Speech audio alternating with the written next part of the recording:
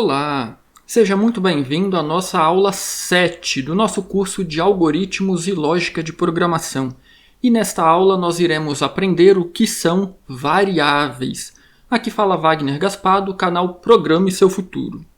Então imagina que você acabou de receber aí na sua casa vários livros que você havia comprado. Agora você vai precisar de um lugar para guardar esses seus livros, certo? Pode ser uma cômoda, uma estante, uma prateleira, qualquer lugar, não importa o lugar. Mas o fato é que você vai precisar de um lugar para guardar esses livros que acabaram de chegar.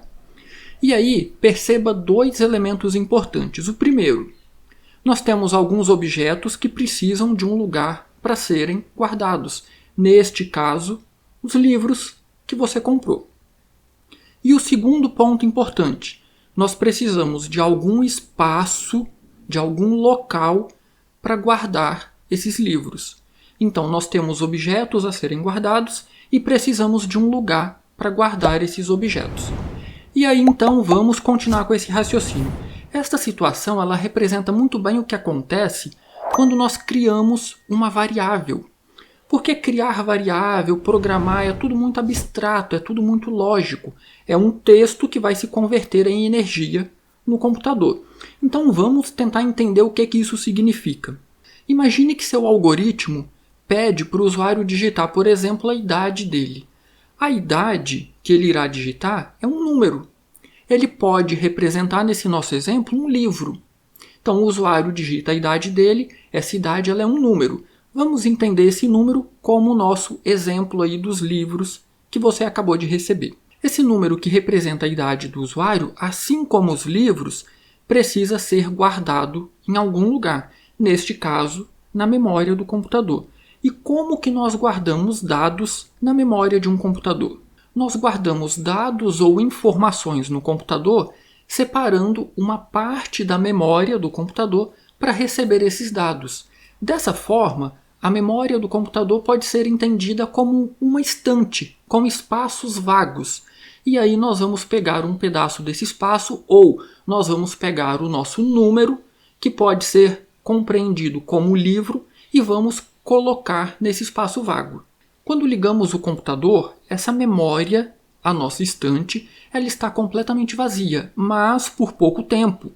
Todo programa de computador ele precisa ser carregado para a memória, para então ser utilizado.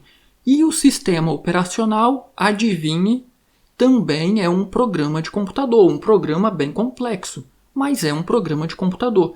E ele também precisa ser carregado para a memória. Logo, ele já ocupa uma parte considerável da memória do nosso computador.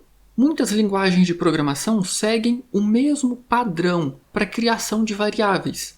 Precisamos dizer o tipo e dar um nome a essa nossa variável. Por exemplo, tipo inteiro, nome num1.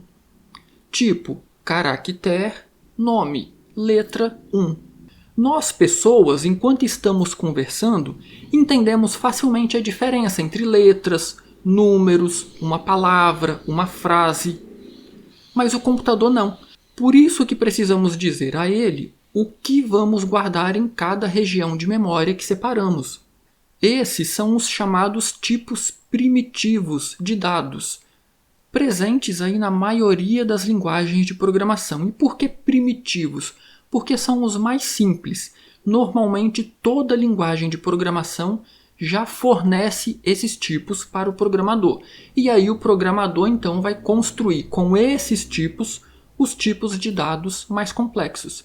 Normalmente toda linguagem já possui o tipo inteiro, que serve para armazenar números inteiros como 35, 50, 100, 5.000, 10.000, qualquer número inteiro. O tipo real, para números reais ou para números com vírgula, como por exemplo 3.1415, a constante π na matemática. O tipo caractere, que serve para armazenar caracteres, letras em geral. E o tipo cadeia. Cadeia, na verdade, é uma sequência de caracteres, como por exemplo a frase bom dia. Nós temos aí uma sequência de caracteres. Uma das limitações do fluxograma é justamente a ausência de formas para representar variáveis. O principal objetivo do fluxograma não é tratar dados, é representar uma sequência lógica, representar os passos para se resolver um problema. Dessa forma, fluxograma não possui então uma forma para representar variáveis. E aí, como então que nós representamos variáveis ao elaborar um fluxograma? Se for necessário realizar uma soma, por exemplo, essa soma pode ser representada pela forma geométrica de processamento. E ali nessa forma geométrica nós podemos então fazer uma atribuição, como nós fazemos nas equações matemáticas. Um valor, por exemplo, soma com o sinal de igual, e à direita do sinal de igual nós colocamos então ali a soma de duas variáveis, ou de duas constantes, ou de dois números. Dessa forma, qualquer pessoa que compreenda um pouco de fluxogramas, ao olhar aquele texto, soma, igual, valor 1 mais valor 2, vai entender que está sendo feita uma soma de valor 1 mais valor 2, e essa soma, o resultado dessa soma, está sendo atribuído a uma variável chamada soma. Então, mesmo não existindo uma representação para variáveis, elas podem ser inseridas dentro da forma geométrica de processamento. Na próxima aula, então, nós veremos como criar variáveis no ambiente de programação Scratch. Se você não curtiu o nosso canal ainda, curta o nosso canal, pressione o sininho para sempre ser notificado e já deixe o seu like nesse vídeo. Isso ajuda muito o canal. Do mais, um grande abraço e até a nossa próxima aula.